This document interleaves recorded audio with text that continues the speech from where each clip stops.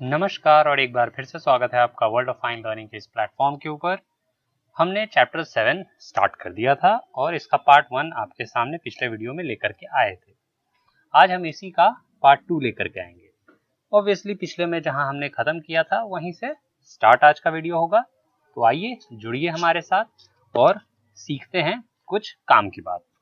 तो पहली बात है कि भाई हमने पिछले में मैकेनिज्म ऑफ एरिड इरोजन तक पढ़ा था कि एरिड इरोजन का भैया क्या क्या मैकेनिज्म हो सकता है। हमने देखा एक वेदरिंग हो सकता है, एक विंड इफेक्ट हो सकता है और तीसरा जो था वो वाटर इफेक्ट हो सकता है। तो ये तीनों मिलके जो डेजर्ट में जो इरोजनल लैंडस्केप है, इरोजन के कारण जो लैंडस्केप क्रिएट होता है, वो ये तीनों फैक्टर्स मिलके बनाते हैं। कहीं पे आपको एक फैक्टर का ज़्यादा प्रभाव मिलता है, कहीं पे आपको दूसरे फैक्टर का ज़्यादा प्रभाव मिलता है। ओवरऑल वे में डेजर्ट में जो लैंड इफेक्ट आपको दिखता है, जो सीन, जो वहाँ पे व्यू, जो वहाँ पे फीचर्स हमें देखने को मिलता है, वो इन्हीं तीनों कारकों से मुख्य तौर पे मिलके बनते हैं। या इनमें से कोई एक ज़्यादा प्रभावी होगा या कोई दूसरा प्रभावी हो सकता है, या शायद ऐसा हो कि बैलेंस भी कहीं दिखे, बट ये रेयर है, बट हो सकता है। Anything is possible. तो हम इन्हीं मैकेनिज्म को आज थोड़ा डिटेल में समझेंगे। हमने पिछली बार बस ये जाना था कि कौन कौन से मैकेनिज्म है, और उस मैकेनिज्म के पहले हमने टाइप्स ऑफ डेजर्ट जाना था, और उस टाइप्स ऑफ डेजर्ट के पहले हमने थोड़ा बहुत डेजर्ट का इंट्रो या डेफिनेशन कहिए जाना था। अगर आपको हमारा काम अच्छा लग रहा है तो काइंडली चैनल को सब्सक्राइब जरूर करें, वीडियो को लाइक जरूर करें और हमें बताएं कि और क्या इम्प्रूवमेंट हो सकती है, और आपकी किस तरह के विषयों में रुचि है, किस तरह के सब्जेक्ट्स के बारे में आप और पढ़ना चाहते हैं और जानना चाहते हैं। हम कोशिश करेंगे कि इफ़ पॉसिबल उन कंटेंट्स को भी लेकर आया जाए, उन कंटेंट्स को भी ऐड किया जाए। With this let's start the today's lecture. और आज जो हम मैकेनिज्म में जो जानेंगे, जो कि एरिड इरोजन में जो पहला मैकेनिज्म है वो है वेदरिंग। रेगिस्तान में weathering one of the most potent factor है, मतलब one of the most major factor play करता है बड़े बड़े पत्थरों को, बोल्डर्स को ब्रेक डाउन करने में, और फाइनली इन्हीं रॉक्स को वो सैंड में तब्दील कर देता है। और सूखाग्रस्त जो रीजन है, मेनली यहाँ हम बात करें डेजर्ट्स की, वहाँ की तो ये रेत पहचान होते हैं। वेदरिंग को इन जगहों पे असिस्ट करती है जो कुदरती फिनोमेना है, जो अदर्स नेचुरल फिनोमेना है, जैसे कि बारिश। पर रेगिस्तान में ज़्यादा बारिश होती नहीं है, पर अगर थोड़ा बहुत भी मॉइस्चर है, मतलब एकदम लाइट रेन भी कभी हो जाए, तो it helps in creating the ecosystem in surrounding, जो जो वेदरिंग को फर्दर हेल्प कर देती है रॉक्स को और ज़्यादा फर्दर ब्रेक डाउन करने में। ये जो भी हल्की फुल्की बारिश होती है ये रॉक्स में घुस जाती है, और रॉक्स में मौजूद वेरियस मिनरल्स के साथ रिएक्ट करके जो केमिकल रिएक्शन है उसको स्टार्ट करने में हेल्प करती है। तो इससे रॉक जो है उसका इंटरनल स्ट्रक्चर वीक होता है धीरे धीरे, और वो ब्रेक डाउन होना शुरू हो जाता है due to other effects of weathering also. मतलब अदर इफेक्ट्स भी होते हैं वेदरिंग के, जैसे कि इंटेंस हीटिंग एंड कूलिंग। रेगिस्तान की एक खास बात है कि दिन में इतनी गर्मी होगी कि बदन जला दे, और रात को कपकपाने वाली ठंड। तो ये इतना जो मौसम में लगातार जो वेरिएशन होता है, जो डिफरेंस होता है, इसके कारण पत्थरों को काफ़ी ज़्यादा सप्रेशन और डिप्रेशन, मतलब काफ़ी कॉन्ट्रैक्शन और काफ़ी एक्सपेंशन के थ्रू गुजरना पड़ता है। ये लगातार कॉन्ट्रैक्शन और हो रहे एक्सपेंशन के कारण पत्थरों के सर्फेसेस पे, इंटरनल स्ट्रक्चर्स पे काफ़ी स्ट्रेस आता है, और धीरे धीरे ये वीक हो जाते हैं, and with the time it further break downs, ये और ज़्यादा टूटते हैं, एंड देन आगे चल के ये प्रोसेस और कंटिन्यूड होता है। तो बड़े रॉक से छोटा रॉक बोल्डर, छोटे रॉक बोल्डर में भी सेम प्रोसेस कंटिन्यू होता है, और ये लगातार इन प्रोसेस के थ्रू ब्रेकडाउन इनमें बना रहता है। फाइनली ये सैंड वाले स्टेज में पहुंच जाते हैं, इतने महीन हो जाते हैं कि शायद फर्दर ब्रेकडाउन पॉसिबल नहीं होता है। विंड इनको एक जगह से दूसरे जगह कैरी करती है। तो ये सारे प्रोसेस आफ्टर वेदरिंग से स्टार्ट होता है, और टूटते इस स्थिति में पहुंच जाते हैं कि they can easily be carried by wind from one place to another. Heating के कारण जो लगातार एक्सपेंशन और कॉन्ट्रैक्शन हो रहा होता है पत्थरों में, उसका जो सबसे पहला इफेक्ट आपको देखने को मिलता है वो मिलता है उसके सतहों पे, यानी जो उसका आउटर सरफेस होता है उसके ऊपर। वो प्याज के छिलकों की तरह अपने मेन स्टोनी स्ट्रक्चर या अपने मेन स्ट्रक्चर से अलग होना शुरू होता है। लगातार जो कॉन्ट्रैक्शन और एक्सपेंशन हो रहा है हीट के कारण, उसके कारण जो आउटर सरफेस है वो सबसे पहले टूट के अलग होता है, क्योंकि ज़्यादा इफेक्ट उसी पे पड़ रहा होता है। तो वो बिल्कुल छिलके की तरह, जिस तरह प्याज का छिलका अलग होता है उस तरह से वो अलग होना शुरू होते हैं। इस प्रोसेस को एक्सफोलिएशन कहते हैं। एक्सफोलिएशन के थ्रू धीरे धीरे पत्थर ब्रेकडाउन होते रहता है, और इसी दौरान फिर बारिश भी होती है, तो और ज़्यादा हल्की फुल्की ही बारिश हो जाए मान लो, तो इस दौरान अगर बारिश हो जाती है तो पत्थरों में ये और ज़्यादा अंदर तक जा पाते हैं बारिश की पानी, और फिर मिनरल्स को फर्दर डिसॉल्व करना, उनके साथ रिएक्ट करना। रात अगर होती है तो किस तरह से रेगिस्तान में टेम्परेचर बहुत ज़्यादा ड्रॉप हो जाता है, तो अगर उनके किसी क्रेवासेस में या किसी गैप्स में पानी जम गया है तो वो पानी रुक गया है, तो वो पानी रात के ठंड के कारण जमना शुरू होता है। व्हेन इट फ्रीजेज दे एक्सपैंड, जैसे ही वो जमता है वो पानी फैलता है, और फिर ये रॉक्स को और ब्रेक डाउन करता है, यानी उनके स्ट्रक्चर को और ज़्यादा ढकेलने की कोशिश करता है। जब पानी फैलता है तो ये विद द टाइम, एक दिन में तो इतना पानी के फ्रीजिंग और थॉइंग में इतनी ताकत नहीं होगी कि वो रॉक को तोड़ दे, बट सालों के प्रोसेस में, मे बी सैकड़ों साल, मे बी हजारों साल के प्रोसेस में वो इस काम को कर पाते हैं कि बड़े बड़े चट्टानों तक को बीच से तोड़ देना, टुकड़े टुकड़े कर देना। All these things does happen. तो किस तरह से वेदरिंग के अलग अलग इफेक्ट्स हैं, किस तरह से रॉक्स पे आप कुछ इसके अलग अलग ब्रेकडाउन प्रोसेसेस देखते हैं, और जब ये ब्रेकडाउन होके जब ये लगातार टूट रहे हैं और पत्थर, जो मेन पत्थर है या मेन जो चट्टान है उसके नीचे स्क्रीज के तौर पे जमा हो रहे हैं, यानी छोटे छोटे एक्सफोलिएटेड पार्ट्स जो हैं वो टूट के जब नीचे जमा हो रहे हैं, और जब ये विंड के कैरी करने लायक इनका वेट हो जाता है, तो विंड इनका इस्तेमाल करके फर्दर ब्रेक डाउन करता है, यानी फर्दर इरोजन करता है। इनको विंड लेके जाता है और सामने आ रहे किसी पत्थर से टकरा देता है। ये पत्थर को मार मार के उस पत्थर को और ज़्यादा तोड़ने का काम करते हैं। तो किस तरह से एक मिक्स बैग की तरह, यानी सब आपस में मिल के रेगिस्तान में जो है वेदरिंग या ब्रेकडाउन का कार्य कर रहे होते हैं। चलिए एक्शन ऑफ विंड्स देखते हैं, यानी हवाओं के कारण क्या हो पाता है, किस तरह का हवाओं के एक्शन है। वेदरिंग का हमने देख लिया, अब जो हवाएं जो रेगिस्तान में अपना कमाल करती हैं वो देखते हैं।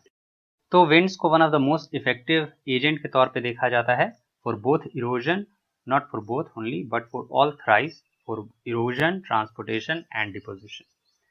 कहीं हवा होती है बहुत तेज, तो वहां से वो जो भी मटेरियल उठा सकती है उसको उठाती है, उसको कैरी करती है, और फिर जहां डिपॉजिट करना होता है उसको डिपॉजिट कर देती है। तो ये ट्रांसपोर्टेशन एंड डिपोजिशन वाला फीचर था। इरोजन वाले फीचर में जो वो मटेरियल वो कैरी कर रही होती है, अगर सामने कोई रॉक बोल्डर है या कोई उस तरह का स्ट्रक्चर है, उससे वो विंड उन पत्थरों को, उन अपने जो भी कैरी कर रहे सैंड पार्टिकल्स को लगातार उसमें मारते रहती है। इस लगातार विंड हिट के कारण, विंड में कैरिड मटेरियल के हिट के कारण, वो जो सामने ऑब्जेक्ट है या जो भी स्ट्रक्चर है उसमें ब्रेकडाउन आता है, उसको वो टूटने लगता है। एक अलग तरीके से टूटेगा, पॉलिश्ड सरफेस की तरह टूटेगा, रगड़ खा के टूटेगा, अट्रिशन वाला प्रोसेस में टूटेगा, बट टूटता है। तो wind acts as agent of all the things, erosion, transportation and deposition. Wind के कारण जो होने वाला इरोजन का इफेक्ट है वो सबसे बेस्ट जो आपको दिखता है वो डेजर्ट्स में ही दिखता है। जो विंड का जो असर है, जो विंड की जो ताकत है और जो विंड की जो इरोजनल कैपेसिटी है, वो बेस्ट दिखता है डेजर्ट रीजन्स में ही। डेजर्ट रीजन में ये ह्यूमिड रीजन के कंपैरिजन काफ़ी विजिबल है। काफ़ी ज़्यादा जो डेजर्ट के जो स्ट्रक्चरल कैरेक्टरिस्टिक हैं, यानी जो स्ट्रक्चर्स आप डेजर्ट्स में देखते हैं, जो फीचर्स आप डेजर्ट में देखते हैं, वो काफ़ी द्वारा विंड के द्वारा बनाया गया रहता है। विंड के द्वारा उसको शेप अप किया जाता है। तो आइए इसी विंड इरोजन के इफेक्ट के अलग अलग फॉर्म्स को देखते हैं। मतलब अलग अलग फॉर्म से कहने का मतलब है क्या क्या तरीके हैं जो जिनको लैंग्वेज में ढाला गया है विंड इरोजन के, यानी उनको डिफाइन किया गया है। तो पहला जो है वो है डिफ्लेशन।